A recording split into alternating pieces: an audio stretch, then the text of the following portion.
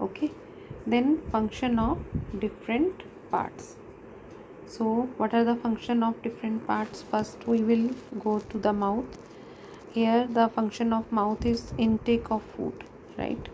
Intake of food, and then the teeth in the mouth chew this food into simpler form, and tongue in the mouth help this chewed food to mix in saliva, which is secreted by salivary glands. Okay, and in salivary glands, in saliva there is amylase enzyme. This amylase enzyme helps in to break down the starch into simple sugar. So here you can get the question, what is the function of salivary amylase and what is the source of its secretion. So salivary gland is source of secretion, and salivary amylase helps in breakdown of starch into simple sugar. After that, this food is uh, passed through the esophagus. Okay, then it goes to esophagus, and the inner lining of our digestive system of the alimentary canal will help it to pass it into the stomach. This contraction and relaxation of the muscles present in the inner lining of the alimentary canal, these movements are called peristaltic movements. What are these called? Peristaltic movements.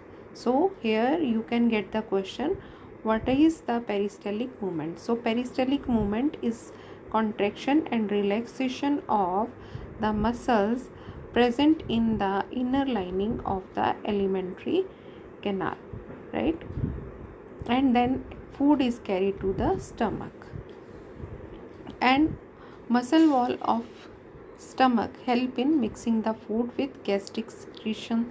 So what is the gastric secretion here? The hydrochloric acid, which is secreted by the gastric gland. So here one objective type question you can get, that which gland secretes the hydrochloric acid. So hydrochloric acid is secreted by the gastric gland. So what is the function of hydrochloric acid? It helps the enzyme pepsin. Enzyme pepsin is helpful in breakdown of protein into peptides, right? So the hydrochloric acid activate the pepsin enzyme, right? And secondly, this hydrochloric acid kills the microorganisms which are present in the food taken by us. Okay, then this food, partially digested food chyme, enters the small intestine. Okay, partially digested means the here only the breakdown of protein has occurred. Okay, proteins has been broken down into the peptides. Then this chyme enters the small intestine, and it is the site where the complete digestion of food takes place. Okay, how the carbohydrates, the fats and the proteins present in the food will be digested here. In small intestine there are three type of enzymes. You can say three type of enzyme. These enzymes are trypsin, which helps to digest proteins, lipase, which digests fat, amylase, which digests carbohydrates. And all these are the pancreatic juices. Pancreas secrete the pancreatic juice, and this juice has these three types of enzymes. What are these enzymes? Trypsin, lipase and amylase. Here you can also get an objective type question, that name the enzymes present in the pancreatic juice. So you will name these. And what is the function of these enzymes? Trypsin helps in to digest proteins, lipase helps in digestion of fats, and amylase help in digestion of carbohydrates. And this duodenal gland in small intestine secretes the alkaline mucus containing juices that help in neutralizing the chyme. That semi digested food chyme is neutralized by the duodenal gland that secrete alkaline mucus containing juices. These juices neutralize this chyme because it is acidic in nature. Hydrochloric acid was there in the stomach. And with these pancreatic juices, there is one more juice which is very important.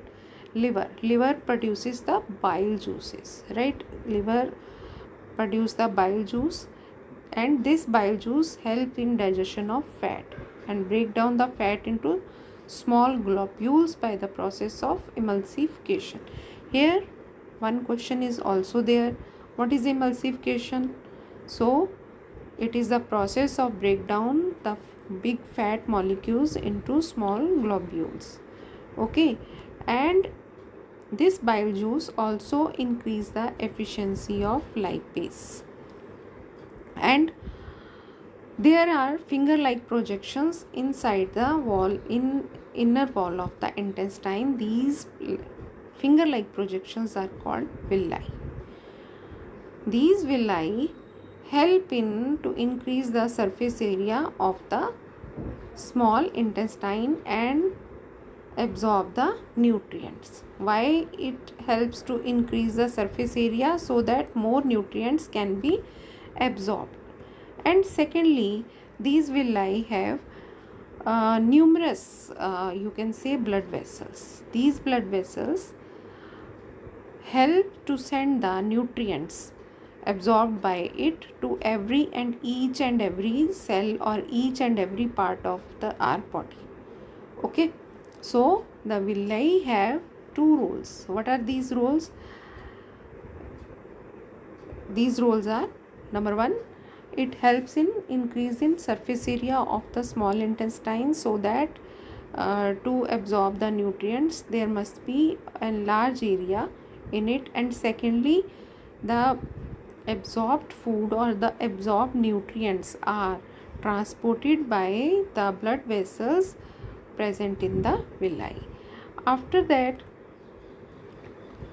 the food moves to this digested food moves to the large intestine. Okay, and large intestine, here it has four parts. What are these four parts? Cecum, colon, appendix and rectum. Okay, these four parts are there in large intestine, and these four parts are very important and they play critical role in absorption of electrolytes from the remaining undigested food, right? Because the food has already been digested in small intestine, whole process of digestion has occurred there, but some remaining water or electrolytes may be there when this digested food is sent to the large intestine. Here these four parts will play a crucial role so that they can absorb the remaining nutrients, remaining electrolytes and water content from the digested food. And after that, after this completion, the undigested, the waste product is thrown out through the anus, right? So it was the complete digestive system. Here it is the figure. These are the salivary glands present in the mouth. After that mouth, there is esophagus, and after esophagus we have read the stomach, and there is pancreas, liver, gallbladder, and these secretions are sent to the small intestine. After stomach there is small intestine, and these glands will send their secretion to small intestine. Here the whole process that I have already told you will occur here. And after that there is large intestine, which has again four parts. Here only appendix and rectum has been shown. Cecum and colon has not shown. Okay, has not been shown. And after that, at last there is anus. Okay, so it is the complete digestive system of human body, right? I hope you got it. We'll meet you soon with next topic. Till then, have a good day. Thank you.